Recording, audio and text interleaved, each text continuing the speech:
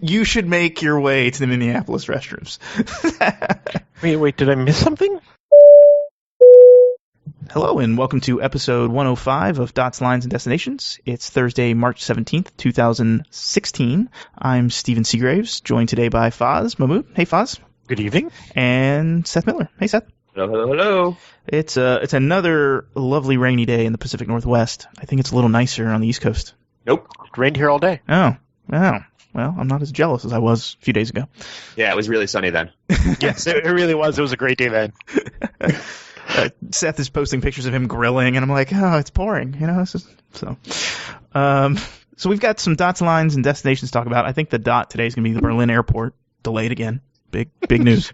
That's a Berlin dot airport. And then the line, we got some LA lines to talk about. And then the destination is Auckland. But before we jump into that, Republic Airlines, which is a regional airline, has declared bankruptcy, right? It's Chapter 11 now? Yep. And this isn't good because they operate for a number of carriers, right? I mean, it's not. I know they operate for United, but do they also operate for American? Yep. Yeah, and Delta. Oh, and Delta. Okay. So, I mean, it's all Embraers, I'm guessing, right? Like the E-jets. I don't think they operate. Well, that's actually part of the problem, and Delta's part of the problem in this case too. They operate a chunk of 50-seaters for Delta. Okay. And originally, Delta had made all this noise about we're getting rid of all our 50-seat jets and upgauging our whole fleet. And so when Republic was sort of putting its plans together of how are we going to survive with fewer and fewer pilots because we can't hire and keep them because there aren't enough flying these days, one of their expectations was that Delta would not renew the contract that covered the 50-seaters, and they just transition all those pilots up to the 70-seaters. Mm-hmm. And then Delta went and renewed that contract. And Delta had a sort of right of first refusal, so they couldn't do anything to stop them from renewing it, but it really put a wrench in the works.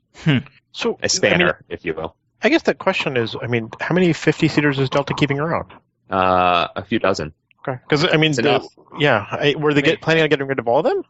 I don't know the overall fleet plan. I know that there was an expectation that Republic was going to be able to park all of these. So it's creating some issues. And that's not the only problem they're facing. But what's interesting to me about it is, one of the biggest challenges was, the thought a couple months ago was Republic was going to go bankrupt because their pilots wouldn't agree to a contract. And there were 3 rounds of best and final offer. And then finally they came up with an agreement that gave all the pilots a nice raise. And part of paying for that nice raise was that Republic was going to go back to the mainline carriers and say, okay, guys, we can still operate, but you actually have to pay us more money because this costs, money to run. We're basically making a pittance in margins, and we can't afford to do this if you're not going to actually pay us what it costs to operate these planes, just like your unions negotiated. And now it seems that this bankruptcy will be used to help terminate some of those contracts and, get rid of the Delta 50-seaters potentially. They were the largest order on the books for the Bombardier C series. Mm-hmm. Oops. Miscalculation. So that's almost certainly going to go away. There's a lot going on there that's beyond just the typical labor unrest, let's screw the pilots or let's screw the flight attendants or whatever type of deal. Do you think this is a good opportunity for someone like SkyWest to come in and buy them? And would that be allowed, I guess? Allowed, I suppose. It's up to the bankruptcy judge at that point in terms of what the offer is and what makes sense for the business. Good idea? Maybe. Maybe, yeah. I'm just thinking of it from the perspective of SkyWest operates a similar fleet, right? It would be an easy transition for the pilots. And they do. Doesn't SkyWest almost fly for everybody at this point? Alaska, they fly for United, they fly for Delta, and they fly for American, I think. Yeah, I don't remember if they fly for American or not. I think they do. Because American has historically just used Eagle, and they started adding Republic with the E-175s, but I don't know what SkyWest would be flying. Yeah. Did they used to fly Express for U.S. out of Phoenix? Oh, the U.S. stuff. Yeah. I'm thinking of Legacy American stuff. Yeah. To me, the value of that merger or the buyout or whatever there is slightly more flexibility with a better pool of pilots to work with. You don't have the same companies poaching each other's pilots, over and over again, which is basically what happens within the industry right now. Yep. And, some flexibility in terms of moving people around as demand warrants, and then cutting all sorts of back office and overhead type positions. Yeah. But it's hard for me to know to say that that's really the best thing to do, but it is, an option, I suppose. Yeah. So what does this mean? So let's say the Republic doesn't recover from Chapter 11. They have to fold. Is that potentially a reality that could happen? I think Chapter 7, which is the other option, sort of liquidation, is unlikely at this point. They actually had more money and assets than they did liabilities when they declared bankruptcy, which I didn't think was allowed, but I'm clearly not a bankruptcy lawyer, and it clearly is because they did it. So, I don't think liquidation is likely. I think that this is, like many bankruptcies, going to be used to terminate contracts which are not amenable to the company. Mm-hmm. But if it happened, they operate roughly 2,000 flights a day I think, when I checked. Yeah. Across those 3 airlines. So the impact would be significant, but I don't think we're going to get to that point. I think, one of the things Delta has said over the years is that they're pretty good about adjusting their sort of schedules and whatnot on a relatively thin lead time if they have to. So sort of 60 to 90 days, they can make magic happen with schedule changes and such. Is that where the dartboard comes in? Well, I mean, that's 9 months out, but also because of the need to get regulatory authority. So I meant in general. I wasn't even specific. We'll get to that. Sorry, I thought we had a segue out of order and whatnot. So. No. Foz is just pointing out the obvious. There's a dartboard involved. Delta changes things regularly, and seemingly randomly, and then reverses those decisions even before routes start. I mean, always interesting. Yeah, so this will be fun to watch play out with how Republic handles it and how the airlines respond if Republic has to reduce flying, and if the 50-seaters is really the big unknown. What Delta's going to do there? I'm guessing they'll just put a 75-seater, 76-seater on the route. I guess the question I think they'll do what everyone else is doing in those markets, which is reduce frequency, increase gauge. Yep. I mean, do you think Delta opted to keep the 50-seaters longer because oil prices are so low? I'm not sure it's that. Just knowing where they operate some of those 50-seaters. I mean, it's a lot of Minneapolis stuff that I see them. It's a lot of places where it's a lot of places I'm amazed they even fill 50 seats. Yeah, I mean, I don't think fuel cost has a ton to do with it, although I guess, I mean, how do those contracts work, I guess is my question. I know that, the mainline carrier usually pays costs, but is it straight pass through on fuel and such? I would think so. I'm trying to remember. I think actually Delta reports fuel consumption, fuel prices for its regional carrier, so maybe it's just straight pass through, and reduced fuel costs means they're not that expensive to run. Yeah. I mean, it's an interesting paradigm, especially since they're not making money on the refinery anymore. Yeah, I mean, and you've got these 50-seaters that are serving, our example was Nebraska. I can't remember, was it Nebraska we were talking about, to Tokyo, going via Minneapolis or something? We were talking about that on that show. We were talking about how many people are on these flights. Well, if you're going to upgrade it to a 76-seater, are you going to do the morning flight still? Is that going to be your one flight a day or maybe two? You've got to do them to create the flow across the hubs. Yeah. That's the only way those work. Yeah. I guess the question is how many of those routes are getting essential air service subsidies? True. And I would bet most 50-seaters aren't. I feel like EAS is often on smaller planes. But Delta doesn't have anything smaller, do they? Yeah, but I don't know how much Delta does on EAS. Well, I mean, think about it. All these used to be Saab 340 routes when they were Northwest. Really? Yeah. I mean, there used to be a ton of 340s that flew out of Minneapolis. It's a good question. I mean, I don't think, like, in Oregon, let's just say, for example, Pendleton is an EAS route, but no one serves Pendleton except for Pinair. Is it Pinair? No, it's the other one. Seaport. Sorry. Delta has very few EAS routes according to Wikipedia. So, because that's always color my answer with that caveat. But it looks like Pellston and Chippewa, which is Sault Ste. Marie to Detroit, both fly on 50-seaters. And that seems to be it from this list. I mean, the carriers... Oh, no, sorry, there's a couple more. There's a couple SkyWests. From Salt Lake to Yellowstone. Really? West Yellowstone, sorry. West Yellowstone. Wow, I didn't realize they had neighborhood, West Yellowstone, yes. Aberdeen, South Dakota gets service, and that's EAS. Interesting. Cedar City, Utah gets service. Hayes, Kansas. That's a United one, never mind. Alpena, Michigan. Escanaba, Michigan. Iron Mountain, Michigan. There's a few out of Minneapolis, Salt Lake, and Detroit. Fewer than 20. And the carriers really don't want to operate those. The big guys don't. Even with a regional, they don't. I don't think they really want to. Depends on the subsidy, right? Yep. And they're not great, so. It's probably a combination of subsidy and the cost to operate. Yeah. Yeah, I mean, Delta's pulling in over $1 million for each of these that I see right here. $1 million. In some cases, significantly more for the subsidy. So. And if it's downtime for the plane anyway, I mean, none of those. $3.5 million to fly to Escanaba, Michigan from Detroit. Yeah. And it's probably can be done with the downtime of the aircraft anyway. You know what I mean? Yeah. Mm-hmm. So Anyway, I don't know what they're going to do with the 50-seaters, but that was certainly is commonly believed to be part of the reason Republic gets such troubles and how it's trying to solve some of those problems. So yeah. Next up, Seth, you met kind of a famous person today. We're recording this on Monday, the 14th. Yeah. Tell me about Herb Kelleher. Yeah. Founder of Southwest. He was honored at Ireland Day at the New York Stock Exchange. It's apparently in the week surrounding St. Patrick's Day, a variety of businesses and such sponsor Ireland Week in the United States, trying to sort of drum up business relationships and trade and things like that. And each year for the past 6, it's included an event at the New York Stock Exchange. They rang the opening bell and then had a few panel discussions and interviews and things like that. And so this year, the sort of Lifetime Achievement Award went to Herb Kelleher, who's the founder of Southwest. And he was hanging out, talking to folks after they did a panel discussion with him on it. He is decidedly opposed to most of the regulations that seem to be coming up in Congress right now related to the airlines, not surprisingly, since he basically destroyed regulation 30 years ago the first time, like single-handedly, and I guess 40 years ago now, damn. That was basically all him. So he's not surprisingly disappointed with and scared of and opposed to all of the potential re-regulation things that are coming along. But also sort of like an ornery old dude who has no problem saying whatever the hell he wants, which is, interesting and fun. Refreshing.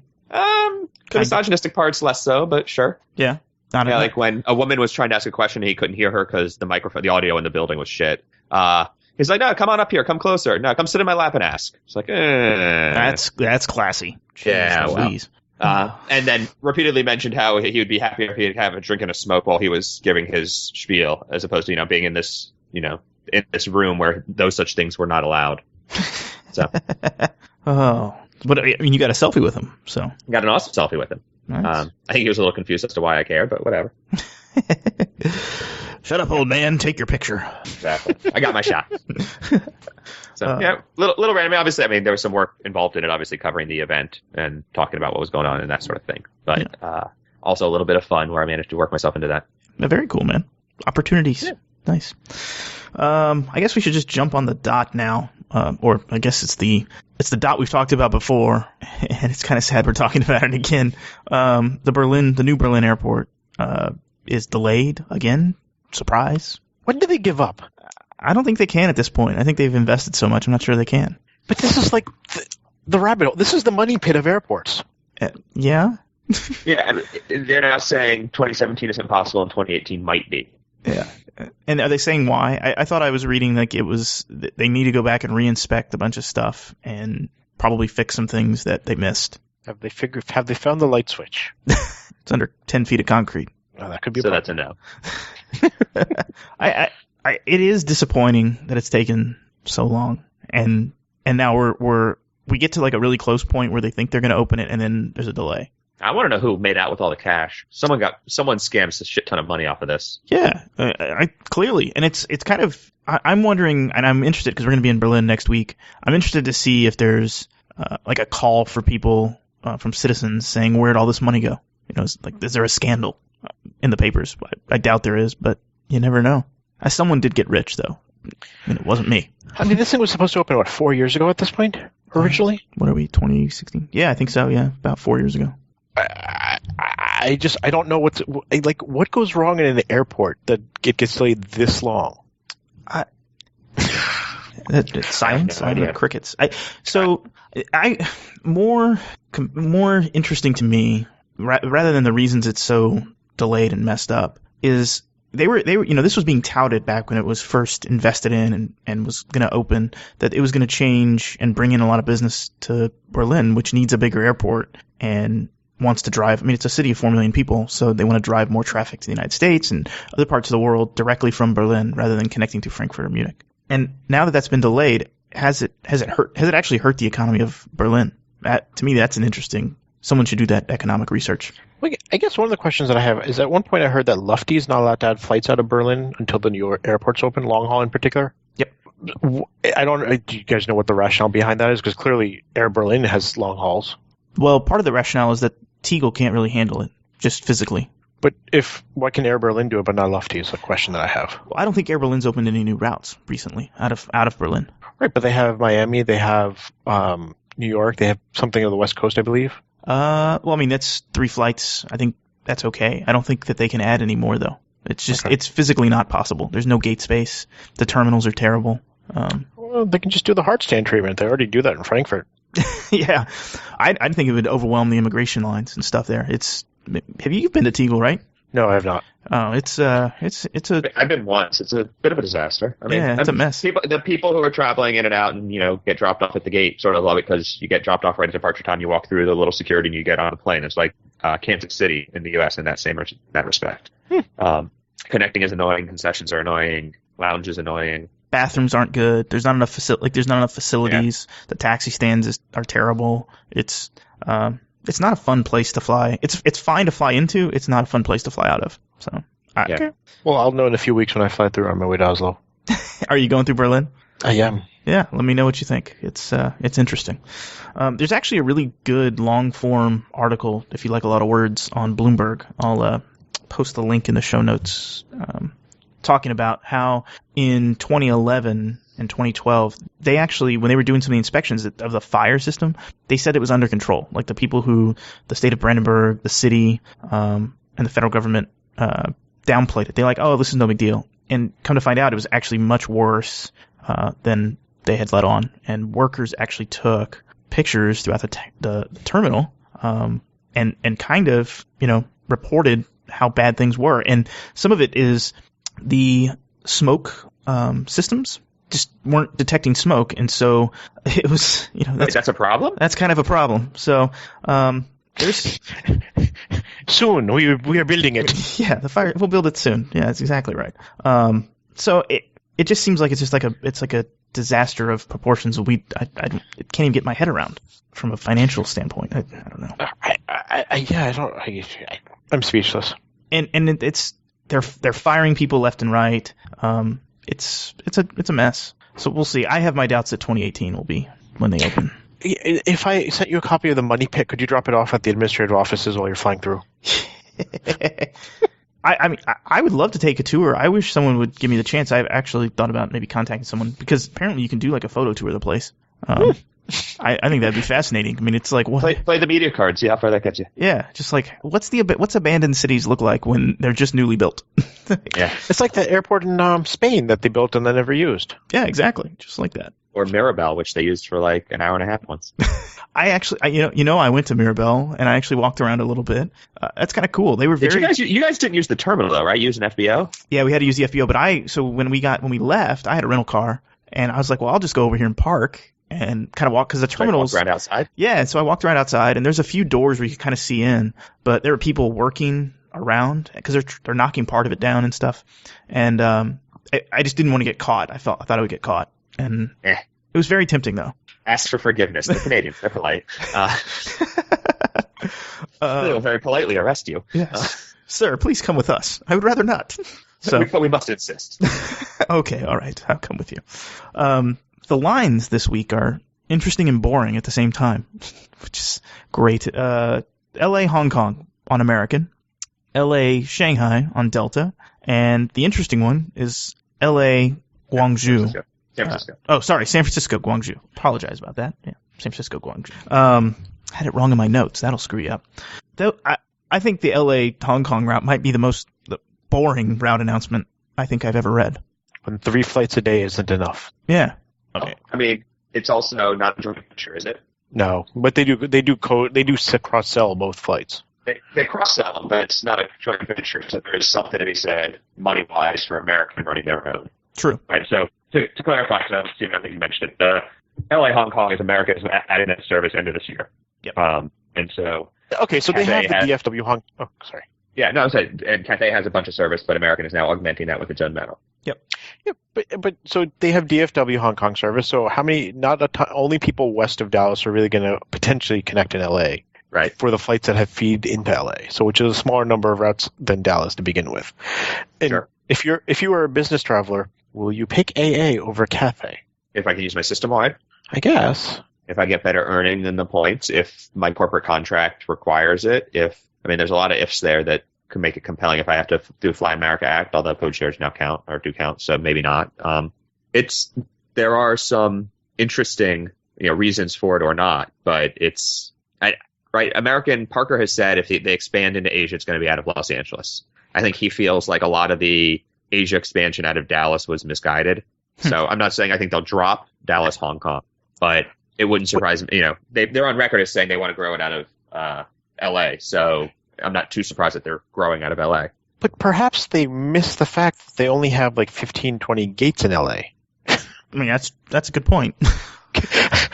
I mean, when you compare the number of gates at DFW versus what they have at LA, it's a lot smaller. It's a much smaller operation. It also has a much larger O&D demand. So arguably, and I think this is sort of the same for the Delta route to Beijing, they can fill it a little more with O&D traffic as opposed to depending on connecting. So they don't need as much feed. I think you still need some, and they get a little bit. So there's a potential there. But I mean, I'm not defending it as like a brilliant plan and a sure thing moneymaker. But I think so. One of the points made online was that it's a great utilization turn. So yes, the plane's not going to sit on the ground for what 23 hours, 22 hours or something like it's doing now, because it sits on the ground a full day. Yeah. Okay. So does United. So do But now it sits on the ground for, I think with the LA route it'll sit on the ground for I can't remember, 10 hours or something and turn back to LA, and so they'll kind of have like a circle route going where. The LA it's still not great. It's still not great utilization, and it's better. I mean, it's better, no doubt. But also, I mean, how hard pressed how stretched is Americans' wide body fleet? True. I guess they're trying to come up with things to do that don't involve Brazil. So maybe this is just a good way to do that. Now, are they running this with a W or a 200? It's a W. It's gonna be the same equipment as the DFW route because they'll swap. So the plane that operates LA Hong Kong, the return will be Hong Kong DFW. I mean, that raises even more concern for me if they're putting a W on it, because that's even more seats to fill. Oh yeah, it's a lot of seats. And really, let's be real, right? Premium traffic is what drives the revenue. So if you're buying a C class or you're an F seat, why would you pick American over Cathay? Well, the 77W is not a bad product. It's not a bad product, but in comparison to Cathay, it's a world of difference. At what price point? Yeah, and could they be looking at like the East Coast, people coming from JFK? On their transcon service to LA? As opposed to the 4 nonstops Cathay runs? Hey, you never know, buddy. You never know. I know. I mean, again, if I can use my system wide and get better pricing, yada, yada, yada. But, it's interesting in that they're adding more Asia service, something they don't have very much of. It's boring in that it's another route between 2 major cities that has a ton of service. Yeah. Well, but in the case of American, right, they're adding service to a city they already have service to from somewhere else. Right. Okay. What do they serve in Asia? They serve Tokyo, Beijing, Shanghai, Hong Kong, Seoul, and that's it. Yep. There's still a lot more cities out there. Yeah. So why do you continue to grow in markets where you exist rather than adding new footprints? Ask Delta the same question. Why are they expanding in Beijing from Los Angeles instead of going after secondary cities in China or bolstering, service out of Seattle or any of a number of other options that seem like they'd be a better. Likely to be more profitable. And that's on the heels of them saying, this after this big push to drive traffic from Seattle to Asia. Oh, let's add another flight from LA. Well, let's be real. They have a serious problem in Seattle with gate space. True. Right. But they already have the service. They already have a Beijing flight out of Seattle. Right. If you need more seats, just swap the equipment. Put a 777 on it. Yeah, they're not filling the plane. Are you kidding me? Yeah. So that's why I don't get it. Like, I don't get LA. I think I announced it as LA Shanghai. It's LA Beijing. I apologize. I don't think Seattle's nearly as successful as Delta would like to think it is. Well, of course it's not. And this isn't going to help that, though. That's why I think it's a strange move. But I guess, when does LA implode? When the San Andreas fault? I don't know.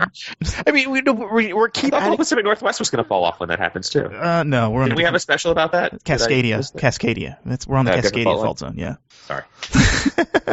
But, I mean, that's the question, right? More and more, like, everyone's between Delta and AA, it's like a race to the bottom for routes from LA. Yet, there's no additional real estate being added. All they keep doing is putting more lipstick on that pig they call a terminal and making it slightly better just to hold more people, but it's still a crowded, cramped terminal. Yeah. I don't disagree. The route on Delta does not make sense to me. Maybe they know something we don't. I'm wondering, where are they getting the slot from? I didn't see that announced in the announcement. Which part of it? There's available slots, I think, between the U.S. and China. Oh.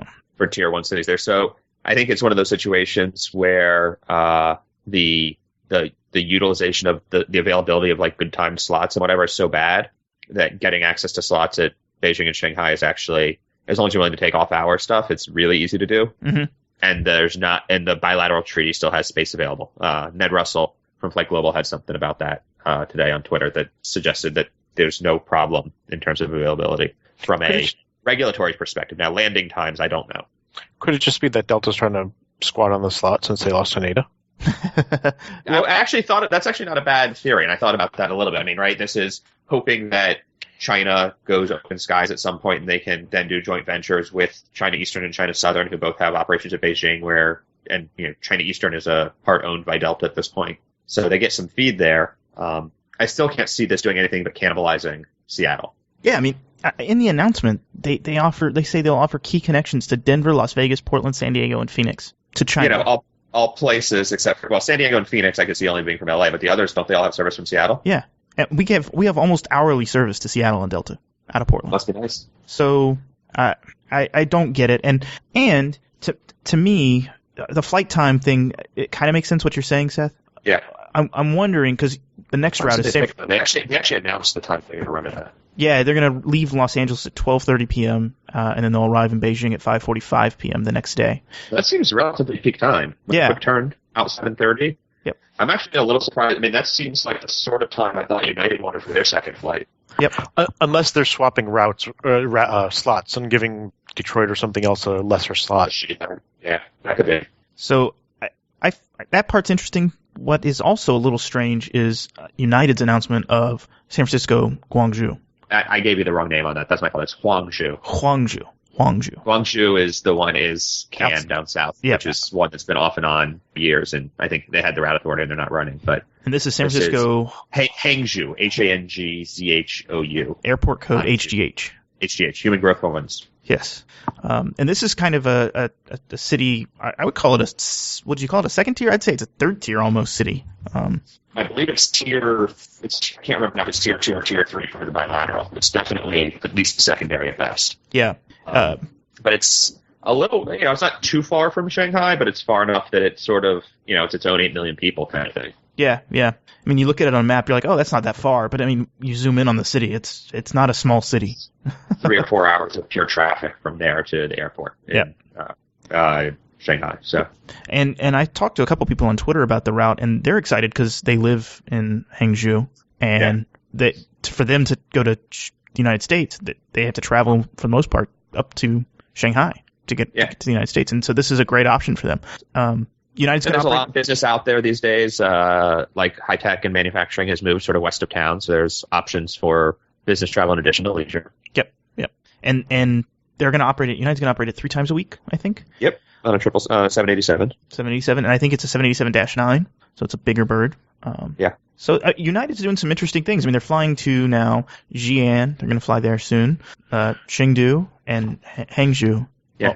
Well, 3 secondary cities, and no one else is doing any of them. Yeah. And it's kind of ingenious on their part, right? Because they're getting in and they'll be entrenched, and as China starts to recover, they'll be ahead of everybody else. Yeah, they made it pretty clear, I think last September at a conference I was at, and I think I may have written about it at one point back then, but they made it clear that secondary cities in China were going to be a big part of their growth strategy for Trans-Pacific. They like China, they like the market there, they think there's some Star Alliance partners that eventually they'll do work with, but for right now, they basically see huge demand or huge ability to funnel people through San Francisco to get there. And, we think of them as these lesser cities that are small and no one knows of, but when they're all 7 to 10 million people, it doesn't matter if 6 million of them have no money or never traveled. The other 2 to 3 do. Right. And that all adds up. Well, I mean, clearly United is far beyond the other two as far as secondary cities in Asia, period. And I mean, it's always been a strong spot for them, and they continue to grow there. Yeah, I mean, so the 2 Star Alliance carriers that are in China are Shenzhen Airlines and Air China. I'm not sure how much they code share with Shenzhen. But, in regards to routes and stuff, the one other thing that I'm very surprised as far as American goes is they're not adding a lot to Europe, and they don't really have much Europe service outside of the stuff out of US Air. Yeah, DFW Frankfurt, I guess. Frankfurt, Heathrow, Paris. They don't even have Rome service. Do they serve Munich? American doesn't serve Rome? No, they don't serve Munich. Not they do on the U.S. from Philadelphia, but not from any of the legacy. No. This was one of the huge failings or limitations, I should say, it's a failing, but limitations of the American legacy route network. It was massive in South America, but anemic to Europe and to Asia. Frankfurt only gets service from Dallas. Yeah, Milan. They have JFK Milan and Miami Milan, but they don't have Rome. Yeah. Well, that also sort of makes sense because Milan is actually where business gets done and Rome is for tourists. But even seasonal service in the summer where you get real value. Yeah, that network was always a little weird. Yeah, but I mean, you'd think that they'd have the ability to readjust some of it, but they clearly aren't. With the way the economy is, though, do you think anyone really wants to add more service to Europe besides augmenting an existing route or destination? I think that's more stable than Asia right now. Maybe, but can it command the premium that you need to sustain the routes? You also need less. You need less of a plane. You can do that on a 7.6. You don't have to worry. I mean, they have plenty of 7.6s. They only have 8 or 10 7.7Ws. True, very true. They have a lot more flexibility on the 7.6 network. Yep, I agree. There's some weird. These are weird announcements. The Los Angeles Beijing and Los Angeles Hong Kong are strange to me.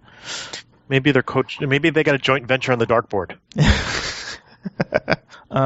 Next up, in random airport things, there is a restroom review of Minneapolis St. Paul Airport, and it does not involve Larry Craig bathroom. Yeah, there's no Larry Craig involved.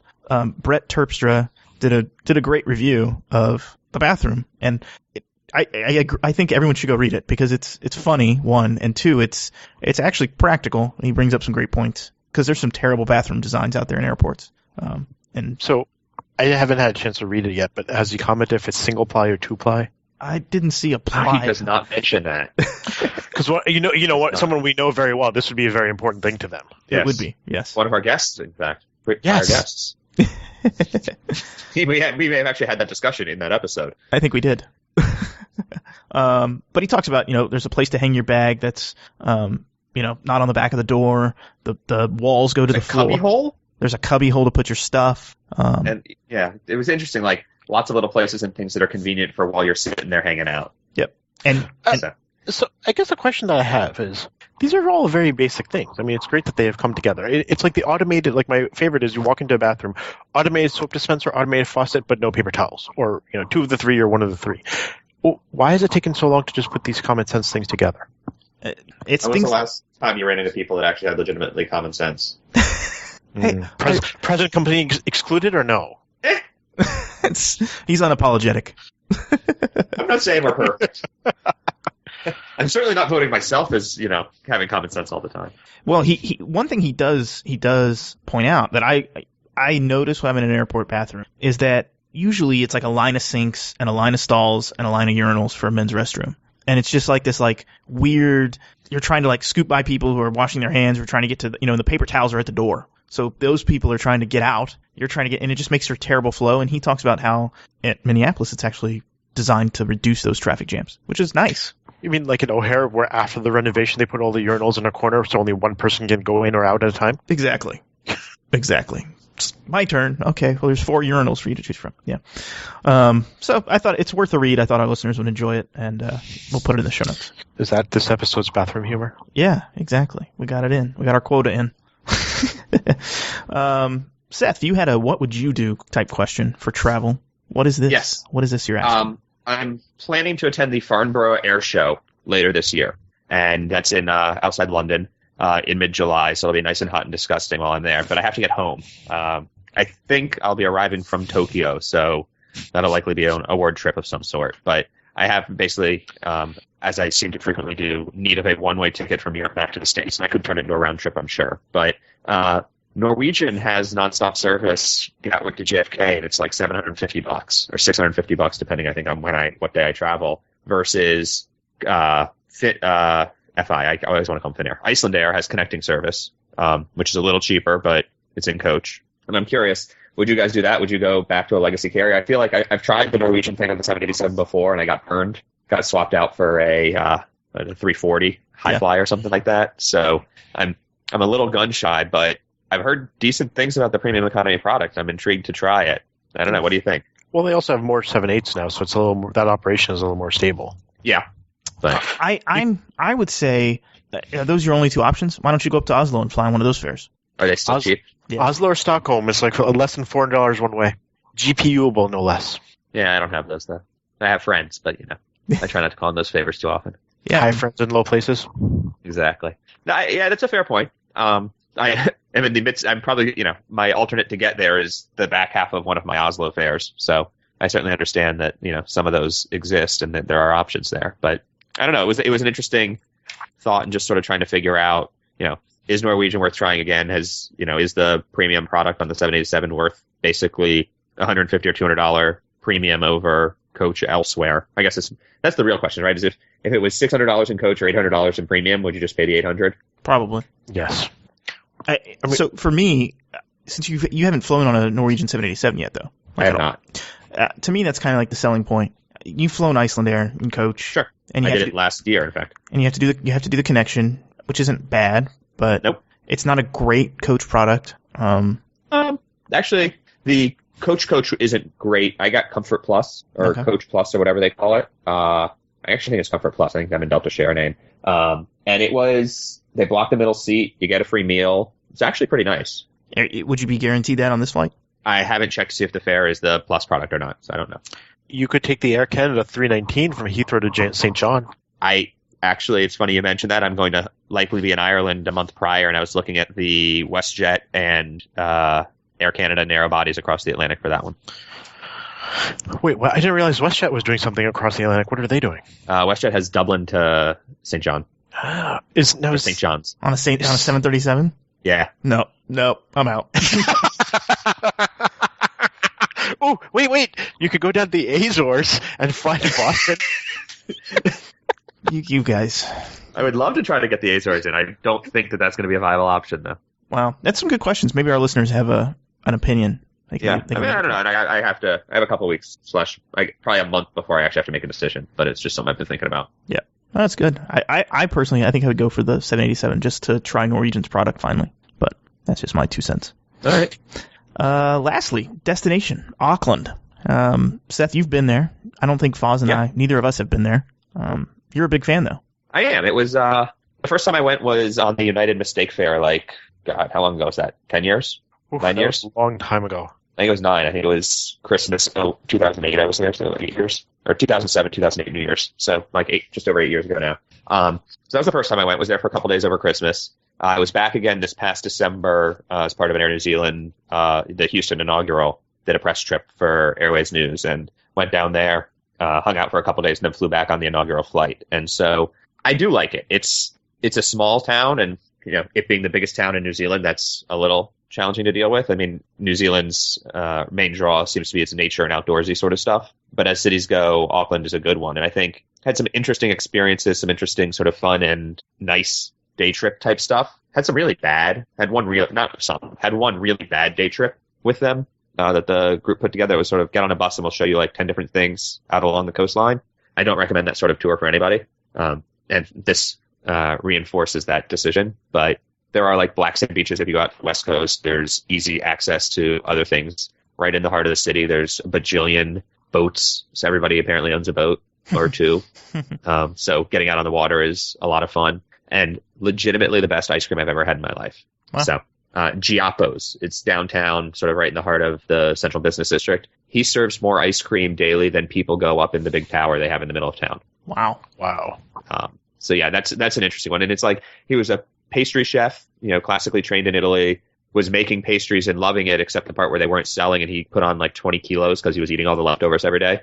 Oops. Yeah.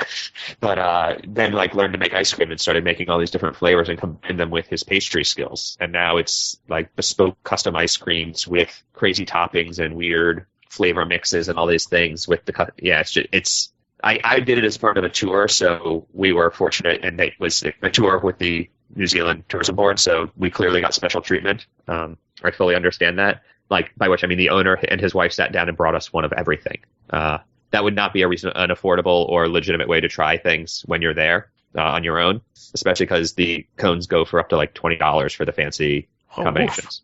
But here, my theory on that is big enough to split, and if you think about like go to dinner and then both of you get a dessert, that's easily $10 a piece. So this is same price point, and it's way better, like really freaking delicious. So okay, so go to New Zealand for ice cream. Got it.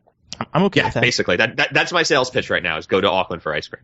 Okay. And while you're there, you can go out hiking or whatever, pick a different town, this and that. But Well, I gotta work the ice cream off somehow. So taking a hike is a good thing, right? Sure. Take a hike. Yeah, I don't know. I haven't told enough people about Giappos, and I feel like I have some video of interviewing him and him talking about the history of it and getting there. But that's cool. One of these days I'll edit and put together. But it's really, really, really cool. Yeah, I mean, Auckland or New Zealand in general looks like a beautiful place. So I wouldn't mind spending some time in Auckland. It'd be cool. And on a random update, a 763 just came out of Miami on United. So I don't know what they added on the it's a retrofit. So it's been out of service for 2 weeks and it's about to land. United 2124. Interesting. What? That's not the full cabin retrofit, though, is it? I don't know. You're the expert on this stuff. I forget what they're doing where. I have websites that tell me this shit, man. I don't have it all memorized. I mean, I want to say this already had Wi-Fi, so. Yeah, I mean, as far as I knew, all the 763s had Wi-Fi. Yeah, it'll be 9:40 tomorrow going to Heathrow. Okay, 2 weeks isn't enough time to do the two cabin conversion, and I don't think they have an STC for it yet, and Heathrow's not getting that, so I don't think this is that. Interesting. Maybe it was it wouldn't be heavy checks. They wouldn't do heavy checks in Miami. Well, they have AAR there, so no, it's still 3 cabin. Yeah, weird. Foz with the breaking news. Well, our producer's slacking.